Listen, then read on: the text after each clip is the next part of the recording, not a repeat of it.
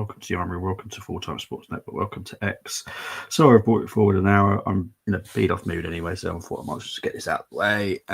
Talk about last night's game, talk about Saka as well. So, yeah, let's just get into it because that game was awful. I did predict 2-0. It was worse than that, it was 1-0, but it is what it is. Kind of expected them to do a low block, kind of expected them to make it extremely hard for us, and exactly what they did. Should we have the quality to get a few past them, of course, but we just didn't have that killer instinct last night, unfortunately. We did manage to get a goal, so at least we actually won, but 1-0 against a team in 19th is not good enough for me, not at all. So yeah, it is what it is. There's certain players last night I was like, really, these are the games that you need to turn up, and they didn't. So yeah, big up to Brenny saying happy with the 3 points but was not excited. Yeah, I'm happy with the 3 points, but we needed to do way better last night. That was a kind of a game where you can kind of get a good, decent goal difference from, in my opinion anyway. Could have got 4 or 5. We just didn't seem on it, and Ipswich, I'll be honest, didn't really do much. So yeah, it's kind of disappointing if I'm honest. They obviously switched to a back 5, which obviously helped them break us down, but the problem is we're meant to be better than this. You know, we're meant to be challenging for trophies, and we're struggling against a low block crap team. It's not good enough for me. Not happy at all, if I'm honest. I'm happy with the 3 points, but that's literally all my happiness. Big up to Chris saying, big up, mate. I hope you're well. Glad I was watching the darts. Yeah, I wish I'd watched the darts now. I'll be honest.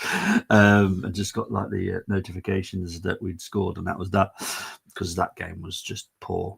There were some decent performances that I was happy with. You know, people that actually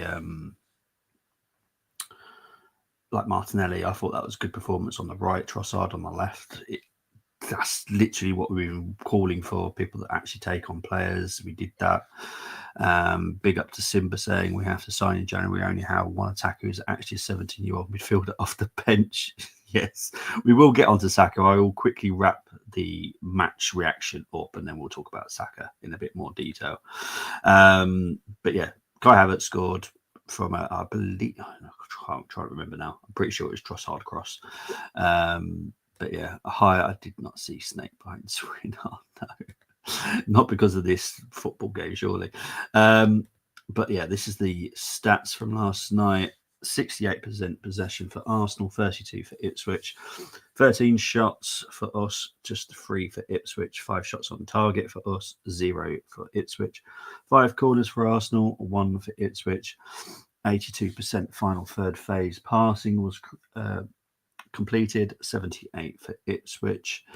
Going into XG for Ipswich, it was 0.15 for XG, and that was literally from that open play, nothing from set plays, or they even got XG on target. For us, it was 1.86 from XG, 1.43 from open play, 0.42 from set play, and 1.33 XG on target. That tells you how poor we were last night. This is why I do it, because it does match up with the eyes as well. Jules, right. I thought I'd be quite confident that we'd win all the duels last night, but we didn't again.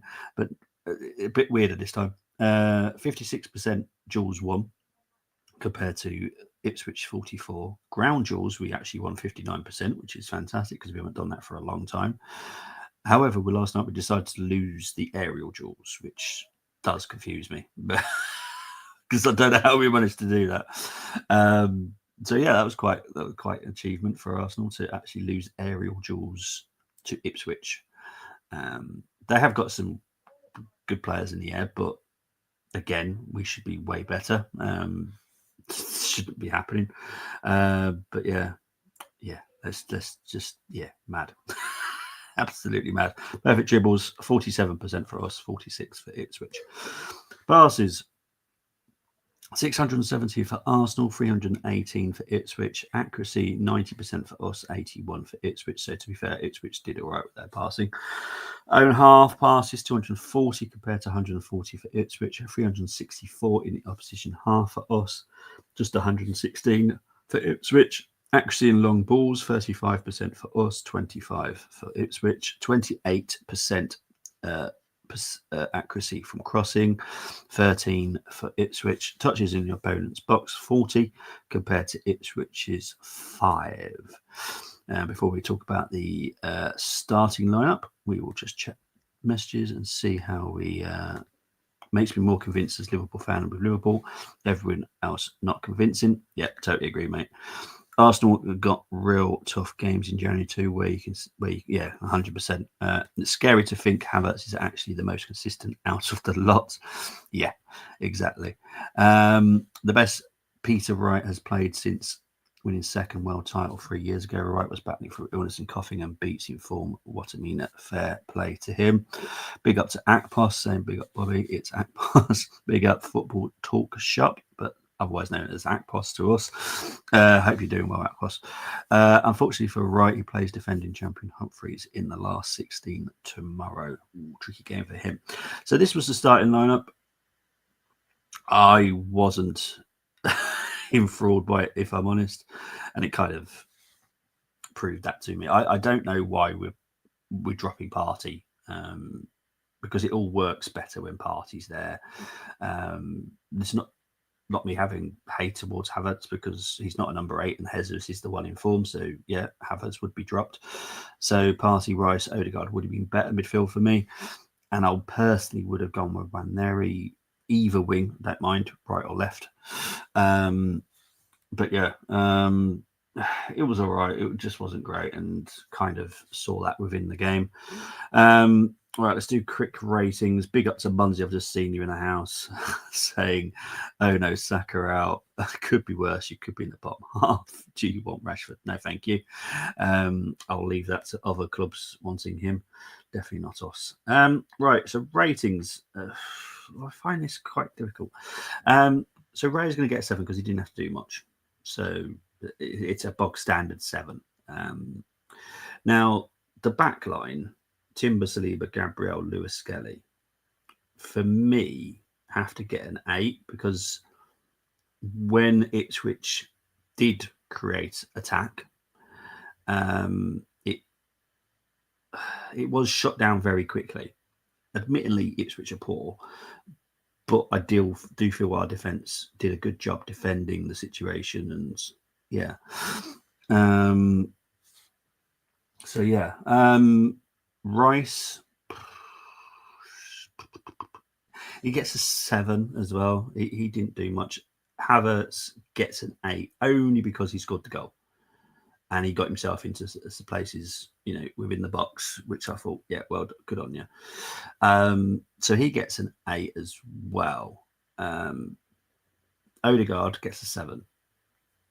It wasn't a great game from Odegaard. Again, yes, he had a couple of good moments himself, but yeah, these are the type of games that I need to see more of him from. Martinelli gets a 7 because I thought he did quite well down the right. Trossard gets an 8 because I thought he did very well down the left. And Jesus gets a 6, and that's not being mean about it. There was just nothing for him to do, or just nothing. So yeah, let's have a look, see what the comments are before I get into the subs. I hope you had a good Christmas, Munzie. I hope you had a good one, mate. When I saw the score, I said Bobby reaction gonna be good. Yeah, I was at the point last night. I was thinking, if Ipswich score, this is not happening. But 1-0 is just not good enough either. Munzie, you must not show your face out here. You will be in relegation battle soon, says Akbos. Do you think it is Odegaard is like Ozil? Hell no. Nowhere near, mate. Nowhere near. I don't get Arsenal. They have Palace performance then this. Well, yeah. This is why I don't forget the performance against Everton or Fulham, because I know we've got this in us. Yes, I was happy with the Crystal Palace game. It was very good. Crystal Palace, I thought, didn't deserve to lose 5-1 because I thought they performed quite well themselves. But this is why I don't get carried away with one performance, which some people do get carried away. I'm a Law fan even when we're losing. We have the right man in, just need the right. Yeah, 100%. This is nothing to do with coach now. You've got the right coach. You can see what he's trying to do. Now it's just the players, and the players just aren't good enough. So you need better players. I know we're in the shit, but we still have one more than your boss. Can't deny it, mate. I'm not going to deny it. I'm not going to count the 2 charity shields as trophies, just so everyone's fully aware, because they're not proper trophies, as in proper competition trophies, because normally the other team, or both teams, sometimes just rest their players ready for the Premier League to start the football the following week. I hear you, Munzi. I agree. It's not the manager. There is a lot that needs to change at your club. I'm going to hold on to that until we're done. Right, let's get into the 2 subs that come on. Marino came on for Jesus. To be fair, he did all right last night, which kind of shocked me. But he's going to get... He's going to get a 7. That's me being nice. But yeah. And Thomas Partey came on. Didn't come on for long enough, so I can't rate him. So there we go. Nicholas Hover. Crikey. Couple of set pieces were decent, but overall there wasn't much, if I'm honest. So 6. Arteta. Oh, God. He gets 7 just because we won. Yeah, I ain't happy. But yeah.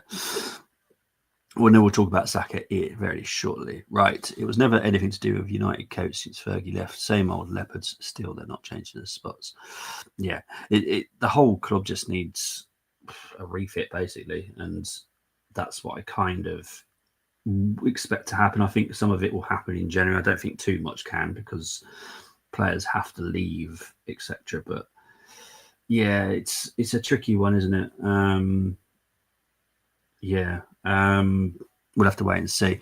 Right. So obviously Saka has had a procedure regarding his injury. Now, currently, he could be back in March. That's the hope. Worst case scenario, it will be April. It won't be any worse than that. The thing with operations, as soon as you go down the operation route, you've got so many different risk factors when you're recovering.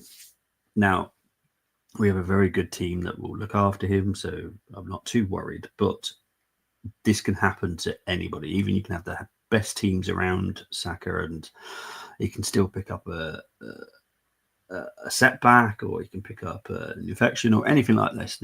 These are the risks of operations. It wasn't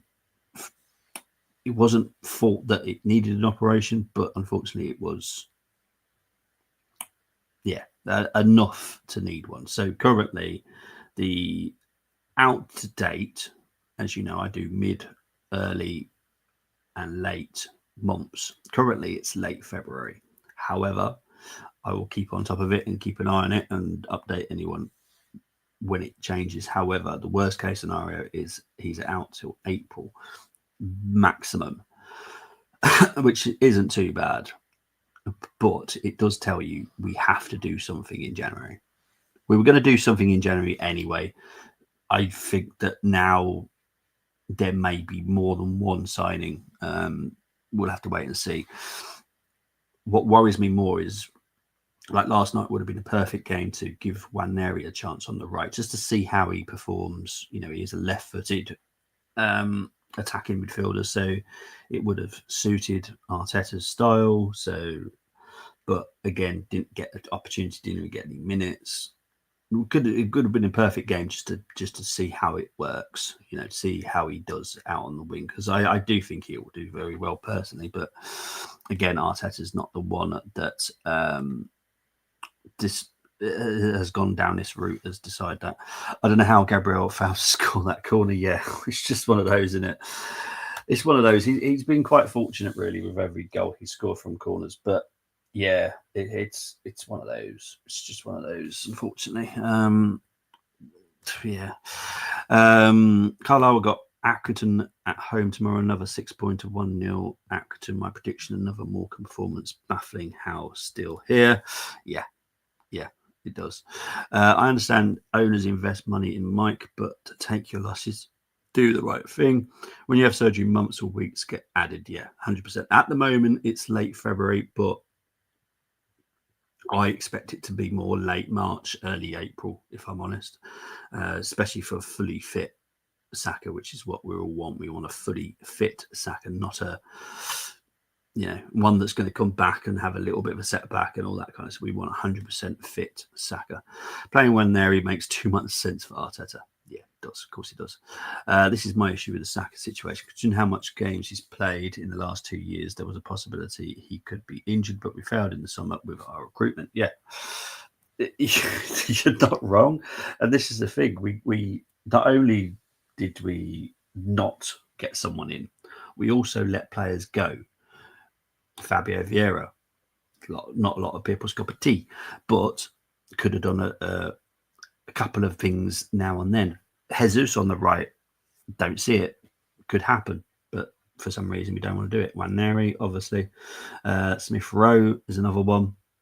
But yeah, it's annoying. But I do feel that we'll get a minimum one, hopefully 2 in January, which will just help us get over the line regarding squad size, by the way. And then summer, we go again and going quite hard on some replacements. If we had bought in 2 marquee signings in the summer, we wouldn't be here right now. So Zach Goss, yeah. Mate, you know how much we talk in the WhatsApp group. And yeah, I can't disagree with you. So yeah. Simba saying, "Sigh Brentford next week." Yes, Brentford on New Year's Day. I will do match preview, New Year's Eve. But yeah, it's not going to be an easy one. However, I was looking at Brentford's injury list. They seem to be missing a lot of players, which I didn't realise it was so huge. I think it is around 10 players. 1, 2, 3, 4, 5. 11. They're missing 11 players, Brentford. Hickey's out.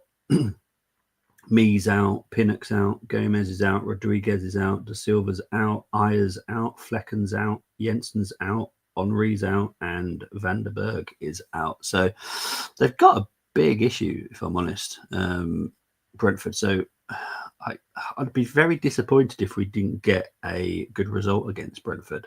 I know it's away, and Brentford's never an easy place to go to, but you look at that injury list for Brentford, you would kind of expect us to be able to overpower them. Big up to Gary. Did the WTT for people that don't know, but I hope you're doing well, Gary. Carlisle January games, rest in peace. Knowing Carlisle will probably get results unexpectedly. Yeah, no, it's always the way, isn't it? It's always the way, and they'll keep him for a little bit longer. Big up to Tony saying, "Hey, Bobby." Big up to Tony. Tells you why Brentford been struggling recently. Yeah, exactly. I kind of expect I would say comfortable win, but we should beat them. But yeah, interesting, isn't it? They are ranked second at home this season, though, so their home record's pretty good. But they haven't scored in their last 2 matches. Have scored 6 goals in the last 5 matches. So before the last 2 matches, that makes no sense. You just contradict yourself in that. Have scored 6 goals in the last 5 matches, but haven't scored in their last 2 matches. But yeah, win is a win. It is. Everyone's saying hi to each other. You think Mbebo likely in January? Personally, it's the problem with January is you've got the you have Boxing Day sales and New Year sales. For January window for any football club, the price goes up, not down. So it's what we're willing to pay for the type of player that we want, where also it doesn't hurt us in the future. So you're not going to go out and pay 80 million pounds for a 29-year-old, because you're never going to get that money back. So yeah, we have to do something that's financially sensible. That's where the problem is with January. But I guaranteed one will come in, and then it's hopefully two. Guaranteed one, hopefully two. That's how I'm looking at the moment. When I say Brentford could be drop points, don't mean you will drop points. People stop getting offended. Exactly. Arsenal staff have neglected offence. A few failures on defence over 3 to 4 windows. Offensive talents in windows or none. Definitely one offensive. I expect the other one to be not offensive. Gary, you'll be pleased to know that we are scouting a goalkeeper. I know how much you love the fact that we go for goalkeepers. We're scouting another one, Atalanta's goalkeeper at the moment. So, yeah, you'll be happy with that, Gary. Gary saying hello to Akbos. We could drop points at West Ham. Not had a good record there. Well, West Ham are a fighting club at the moment, aren't they? So, with the Saka situation, do you think we can do a big money transfer? We've got the money. So the money's never an object. It's something that's got to be financially sensible. So we're not going to go out, as I said, not going to go out and pay 80 million for a 29-year-old. We have to be able to have some monetary value on the player that we bring in. So because it's like cars. You buy a car, it depreciates as soon as you get out of the forecourt. And Arsenal's business plan is to make sure that there is a good monetary value for a player that they're going to spend big on. So with Kai, we spent £65 million on him. There is still, I think, to be honest, I think he actually might be up now on 65, I think. I can't remember now. I haven't looked at his price tag for quite a while. But I'm pretty sure Havertz is worth more than 65 now. Yeah, so he's around 75 million now, Kai. Obviously 25-year-old as well, so that's decent. Declan Rice, obviously a lot of money, but he's worth 140, 150 million now. So again, we've got our monetary value there. It's more of a case of just in case things go off the rails. So then you can still get some money back if everything fails. Trent linked to Madrid again. Yeah, the Trent situation is not going to go away until something is guaranteed to happen. I think Trent is the one to leave, and don't blame him. He's done everything here. I'm just not happy with not getting money for him. Yeah, I totally get. And another good positive for that is you don't actually really need to spend much money because Conor Bradley literally slot in. Then you just need to get a backup right back, which you've either got one in your youth system or you don't need to spend too much money on. Arsenal can't waste the trends they are on. Pay up. 2 second-place finishes need to be a stepping stone to better things. Totally agree, Gary.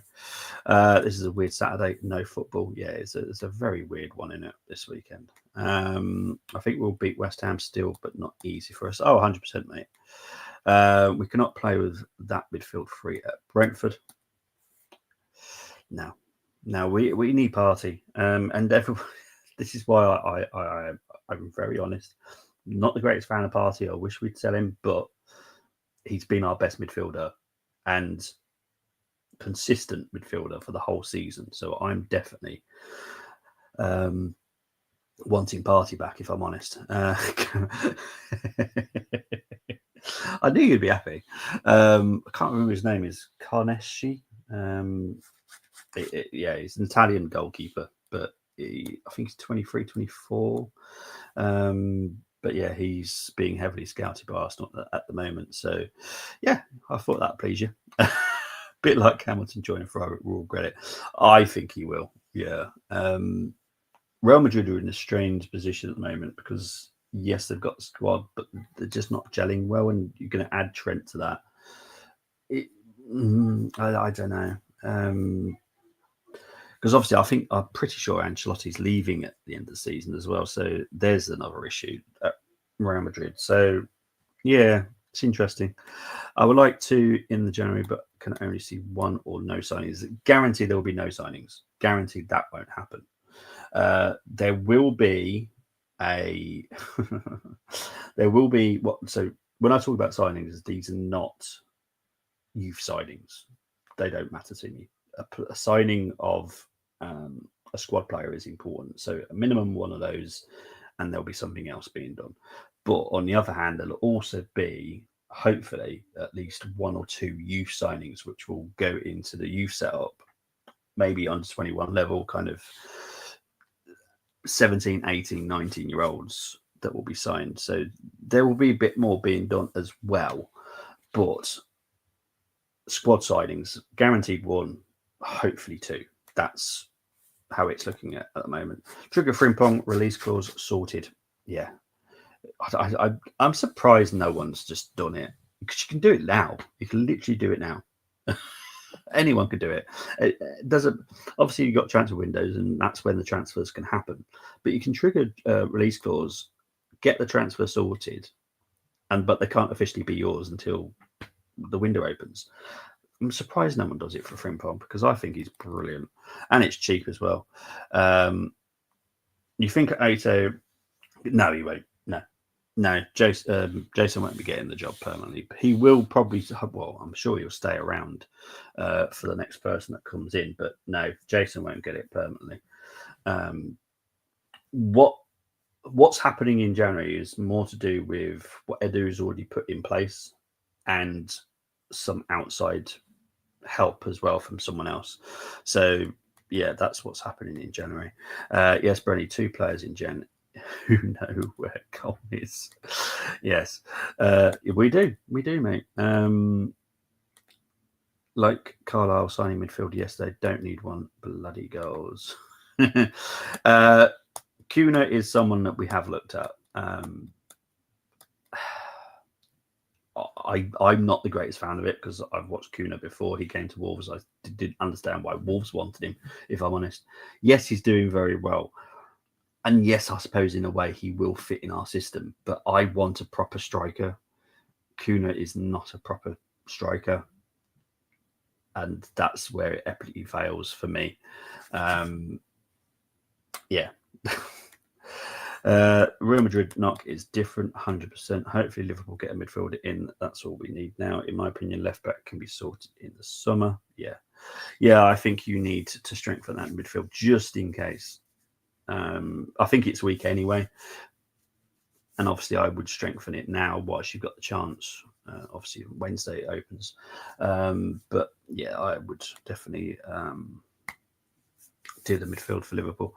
I want midfielders, I want players with heart who play with maximum effort. Weiser, Wemo, etc. Yeah, I get you. Obviously, Danny Olmo's situation is going to be sorted in 2 days, so we should know a little bit more about Danny Olmo. But yeah, it's very confusing at the moment. But Arsenal will be involved in the window. Get Zubimendi, all is forgiven. Add him, then midfield is stocked. Yes, it is. Do I see a move for Zubimendi in January? It's tricky, because he is very, very passionate about the club that he plays for. So if he was to leave, again, I said if he wants to leave, I would expect him not to do it in middle of the season, because you're hurting your club. Unless they've already got a replacement lined up and, he's ready to go. But Sociedad, I don't think have got that. Alaba has said that, Zubimendi is loving playing for the club. Everyone knows about the release clause. Of course they do. But yeah, I don't see him leaving mid-season, if I'm honest. But yeah, as I said in our group chat group, send Jet with Arteta to pick up Olmo day 1. Well, it all depends on what happens on the 30th with the situation with his contract. So obviously Barcelona are going to court to try and deal with this situation. It all depends on what the court says. There are multiple teams that have surrounded themselves in the situation just in case it all goes out of Barcelona's hands.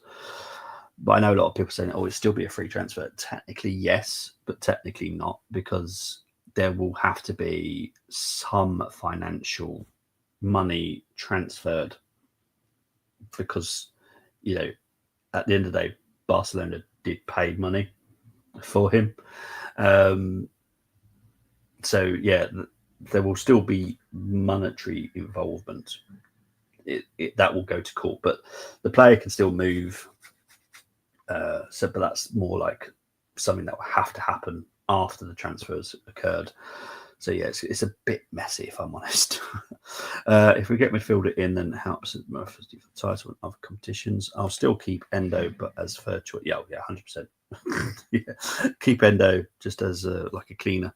That's literally all you can do with Endo. Right, so New Year's Eve is when I'll be back for the Brentford preview. There will be a watch long as well for Brentford game. I believe my pop brother will be joining me for that. The match reaction will happen the same day as well, because I think it's not exactly a late game. I think it's a 5:30 game. I can't remember now. Let's have a look. 5:30 games. Yeah, so I'll be able to do match reaction the same day as well. So yeah, that will be the next time, and then obviously the next weekend as well. We've got busy January. He can cook Japanese food for the team. It's good for the football players, sushi. Big up to Dermot. I hope you're doing well, my friend. But yeah, that's it. I shall see you New Year's Eve. Enjoy the weekend. It's going to be a very weird weekend. No football. Well, not much anyway. But yeah, enjoy. Take care. Speak to you later. Bye-bye.